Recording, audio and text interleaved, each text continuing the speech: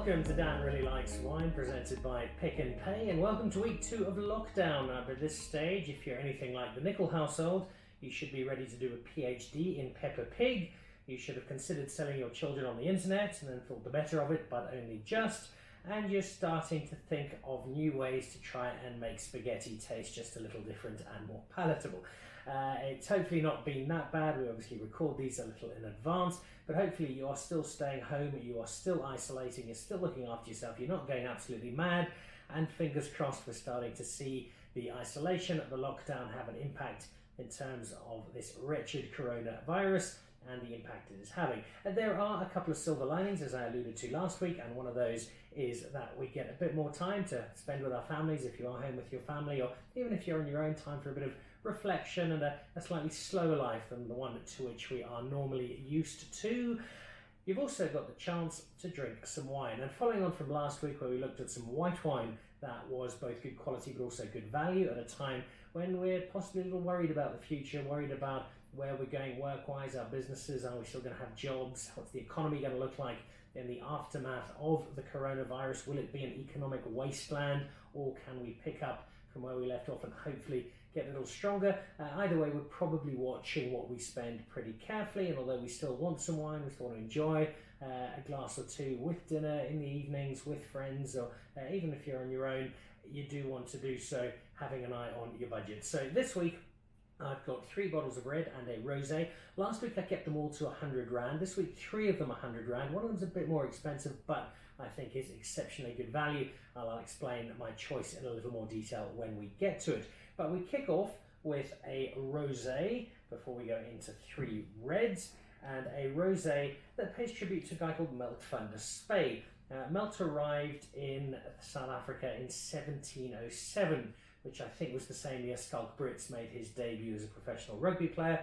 He fell in love with the Cape. There were only 4 liquor licenses in the Cape at that time. He got one of them, and he made his fortune by trading fine wine around the world. So the people like Napoleon, like Jane Austen, who discovered wines like that was then the Grand Constance, would have got it probably from somebody like Merlot van der Spey, who was sending South African wine around the world. So an early Greg Sherwood, so to speak.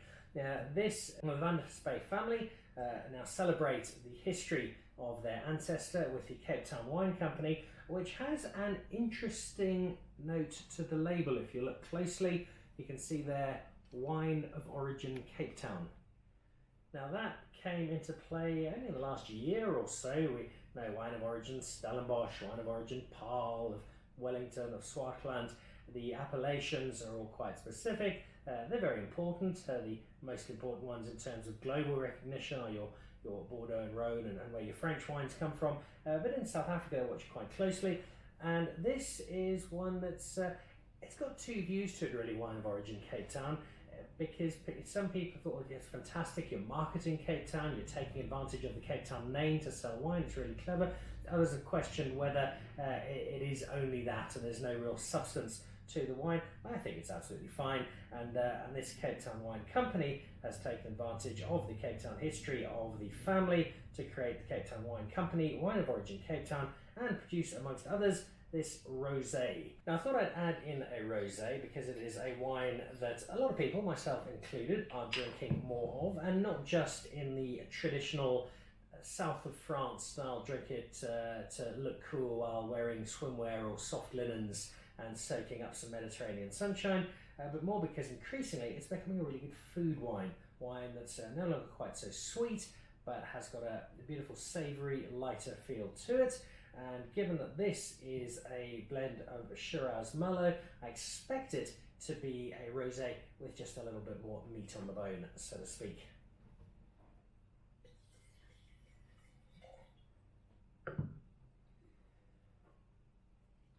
Now, a lot of the rosé of the moment has got that very, very light pink colour, onion skin it is frequently referred to. I think it's more like a Scottish tourist who's been in Africa for 2 days and has just got the first hint of sunburn before they go proper Merlot. This is not that colour. You can see it's rich. It's almost sort of narchy peel in its colour. And there's, perhaps perhaps I'm putting words into my own head, but there must have been an archy peel on that nose as well.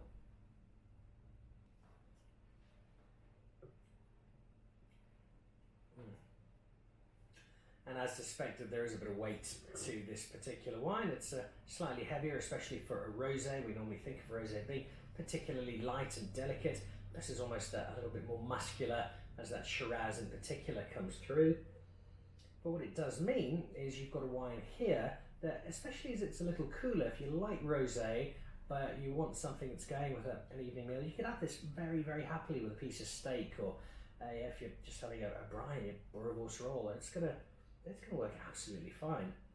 And it's also going to work quite nicely in terms of cost, because you're probably looking at about 70-75 rand for a bottle of this. And that's not giving it away, but it's a reasonable price for what is a slightly different style of rosé to what we drink a lot of at the moment, but one I'm actually really enjoying. Yeah. I think Mark van der Spey might have enjoyed this as well, back in 1707. I'm not sure what the style of rosé was in 1707, but in 2020, in the time of Corona, this is a style certainly finding favour with me. Then on to a bottle I've been really looking forward to. If you remember last week, I mentioned this region, and by extension this estate, as some of the first wine territory I explored as a young student in South Africa, down at the University of Cape Town, having come down from Zimbabwe, where we hadn't had a lot of wine, and also I'd only just turned 18, so I wasn't really drinking much. I was still finding my way around the complexities and mysteries of bottles of wine. Du Club featured last week with their Sauvignon Blanc at a really good price. This is the Paulas Red from the Preez Estate.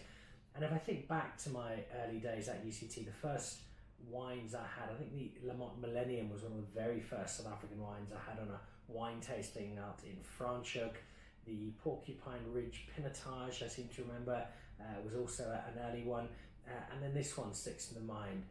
Out on a wine tour, my later housemates, Mark van Buningen and Andy Geary, and a few other mates from the University of Cape Town, out we went exploring Rawsonville and getting an early taste of what is the signature of Rawsonville. As I said last week, it's a combination of great value, really good wine, and extraordinarily warm welcomes.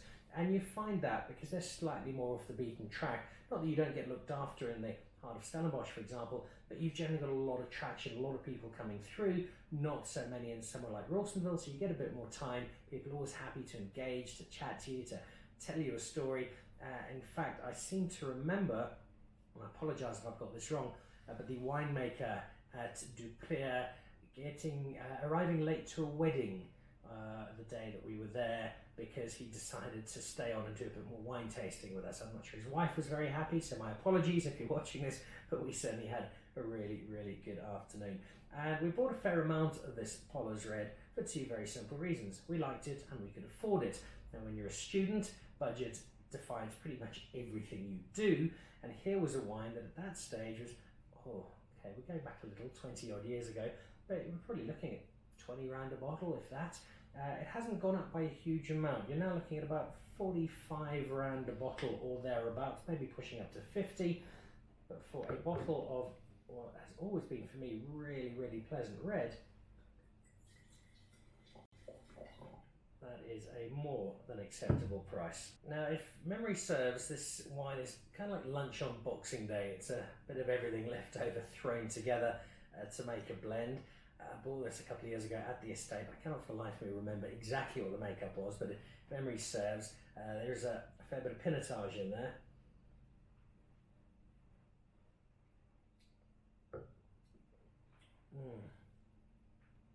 There's definitely pinotage in there, and it's almost got a sense of, you may well have tried that Fontaine, their famous chocolate coffee pinotage, and the one that rewrote the book on that particular style of pinotage and turned everybody into a barista slash wine drinker slash chocolate eater in one single glass. Not quite as pronounced in terms of its coffee or chocolate, but certainly a strong lead to it. But what's more importantly, granted this is 2016, so it's ever so slightly older, but it's a really simple, smooth, fun wine to drink. It's spent a bit of time on wood, you can feel that coming through, it's only helped the wine. There's no real nasty tannin to it. So for a 45 rand bottle of blended South African red, I think this really is hard to beat once you look at the price versus the quality. And that is so important in terms of what we're trying to buy now when we venture off to see off the hordes and try and stock up for another week of lockdown. Right, from one bottle of excellent value to another, and this is particularly eye-catching. It's a very, very cool design, this. They had a lot of fun, the Rupert Wine's team, putting together this. This is the Protea. Now, the Rupert Wine range covers both ends of the spectrum, the Anthonij Rupert selection at the very top, and then this Protea, which is entry level, and it is certainly extremely well priced, but don't let that suggest that it's not really good quality. It's also innovative because when you open this wine, you don't need a corkscrew, even though it looks like it's got a cork in. And as you can see, you simply undo the plastic and then almost like a champagne cork, but without the risk of hitting your mother-in-law in the nose as it comes out. Out you go, and you can pop it back in as well quite easily.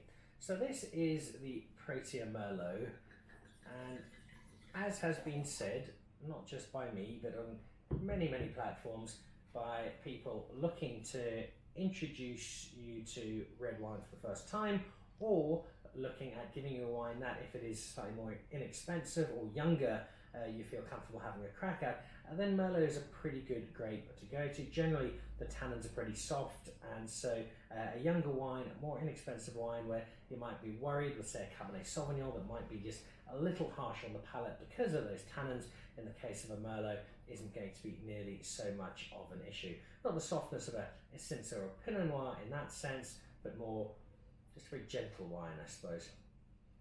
Lovely ruby colour, nice rich red.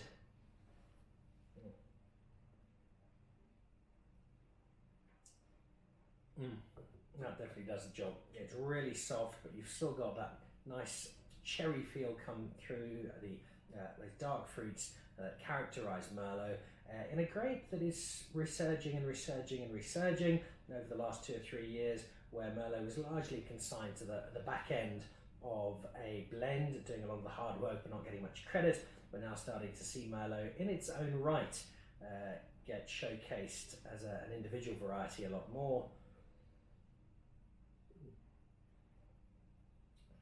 At the top end, it makes for some prime examples of South African winemaking at a price. What you have here is still a really nice bottle of wine, but also one that is just really easy to drink. At about 65 rand a bottle, it's also hopefully not too far out of reach for most people, and it just looks really cool as well. I know quite a few people who actually kept the bottle afterwards and put some flowers in it or used it in some sort of ornamental space. But in order to do that, you will of course need to drink the wine, and that is a task I suspect you might be able to handle. And then on to the last of this week's wine, and everything else last week and the first 3 this week have been 100 rand or less when you head off to the supermarket. But 2 weeks into the lockdown, you might feel, you know what, I'd like to spoil myself with something that's just a little step up. And so this, I think, sits along with the Optima from Lomorin as one of the really great value red wines in South Africa. Now it's probably about 160 rand a bottle, so it's not inexpensive, but you drink it, and for me it sits in a category comfortably double that in terms of the quality of wine you're drinking. And I've had a couple of arguments with the Ernie team saying, hey, gee, this wine's too good to be at this price. But they know what they're doing, they produce it, they're very happy with it, and as consumers it means that we benefit from a wine that, although at 160 rand is certainly not cheap, it is terrific value for what you're getting. It also comes in a big magnum. I know my friend Tank Lanning, the rugby writer down in Cape Town and former front row forward, is a particular fan of this for a very simple reason. It's just lovely to drink, and it's exactly what it says. I know the Big Easy refers to Ernie himself and that lovely languid swing on that body of an 8th man, but it also refers to the wine. It's big, it's easy to drink, and it's just a really, really nice bottle. It's made too from the right sort of red wine terroir, that Ernie territory, is perfect for red wine, and it's also made by somebody in Louis Stradum who's got the alchemist's touch when it comes to red wine in particular.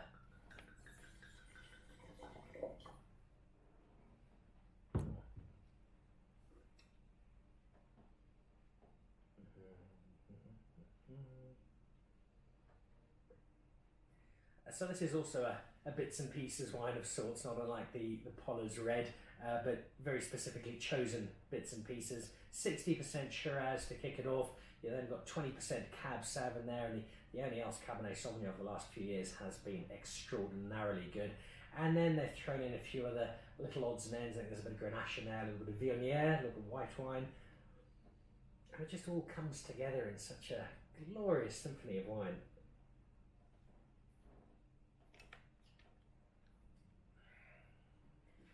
Now, if you've got the money to spend, and the Ernie signature is exceptional, but you're kind of in the £600-700 a bottle, that's out of the range of most people.